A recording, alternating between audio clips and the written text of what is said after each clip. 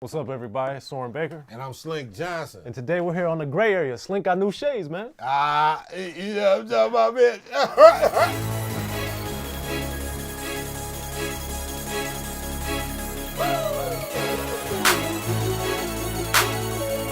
All right, y'all. So today's episode of the gray area, we're talking about responsibility when it comes to entertainment. Now, Slink and I are both fathers.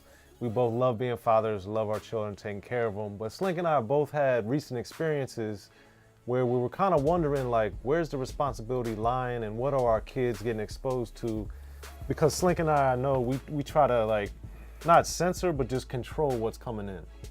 And Slink, we know through music, we know through movies, we know through television, and everything else that the kids can see online now, like, they're bombarded with stuff that we never were exposed to when we were 5, 6, 7, 8 years old. So for you, Slink, what's something that you've seen that kind of threw you off with one of your kids? Well, what I've seen through my children that makes me very aware that they can't escape social media, entertainment, American media, is just basically them reciting songs that I don't play. Okay. You know what I mean? So I've heard my children sing songs that I don't listen to personally. I've heard on the radio, but I don't listen to personally. And when they're with me or in my house, I don't play. But apparently, inside those headphones. Now, are you talking about songs that have profanity, songs that are talking about sex, songs like drugs, what? Well, they all talk about those things nowadays. Talking about drugs, one song in particular, not to date this this episode. Well, my daughter said, I'm in the car and I'm here, I overhear in the back seat, I usually do this as I'm drunk or I'm high, and I'm bored right now. And I'm like, right. Drunk and high. Bitch, what? No. Nah, but that fucked me up because I don't play that song, nor have I heard her, nor have I, I don't sing that song and play. I've heard it several times on the radio, but I don't have it in my collection, nor do I play it like at home or anything. So I know she's listening to it, and my son as well. So, and I think it's hard to hear that stuff because, like, my daughter's 7. What's up, Lauren? But when I see her, like, I always wonder, she'll be asking me questions or she'll, like, come home. Last year, she was, like, dabbing and stuff. I was like, I've never dabbed in my life. How's my daughter know what a dab is, Like, well, what? To jump right into the meat of this, Soren. Yeah. To jump right into the meat of this, we talking about where's the responsibility lie, what's the artist's responsibility. And you know what? I'm just gonna be outright and say this. As a parent, the artist's responsibility is 0. I agree. The artist's responsibility is 0. We come up in a different time now in which these things are commonplace on the radio, on TV, and now this medium that our generation is blessed to have, the internet. Right, Which I don't have my laptop today. I'm rocking my little streamline to go with my glasses. You know what I'm talking about? It's a new day? It's a new day. I'm streamlining with my little tablet. It's actually a tablet. It's a tablet? It's a tablet. I got my little tablet. Did you go to Europe recently, Slink? I did go to Alpine Village, and it was cool. There's a lot of white people there? Yeah, it was cool. But with this new media we got, social networking, man, we're getting bombarded with entertainment, bombarded with images from everywhere. So, as a parent, I feel like I would personally, I feel like I would exhaust myself trying to stop the world. Right. I always say this, about lessons. As a parent, we have to teach our children things before the world teaches them. You can't be mad at what the world teaches. I just need to teach you this message before the world teaches you, because I'm gonna teach you with love when the world has none.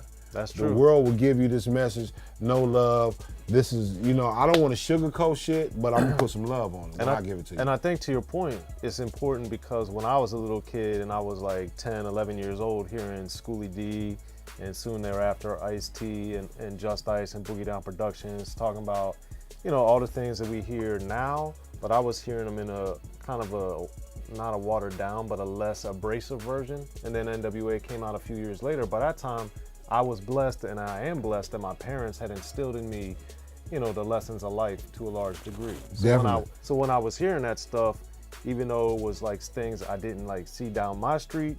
I saw it a few blocks away, or I saw when I would go to Baltimore or go to DC and I would see all that stuff. But I already had those lessons from my parents. That pain and despair and that. So I already had that kind of like layer of, protection and the mindset. And my dad would talk to me about like Malcolm X and what was going on about in the world. So I had the benefit where I don't think a lot of people have that, regardless of their, racial background or whatever.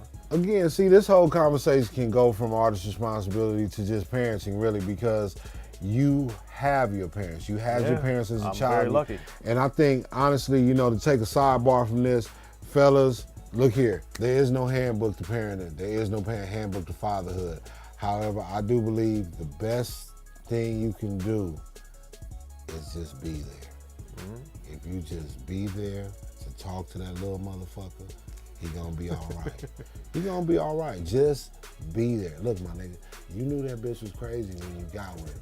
You seen her other baby daddy had help from the bitch, but you still laid up and gave that bitch that dick. So look, just deal with it, bro. You never know, you might fuck around and make a shack or something. I don't know, just fuck with him though, you know what I'm saying? Just fuck with him.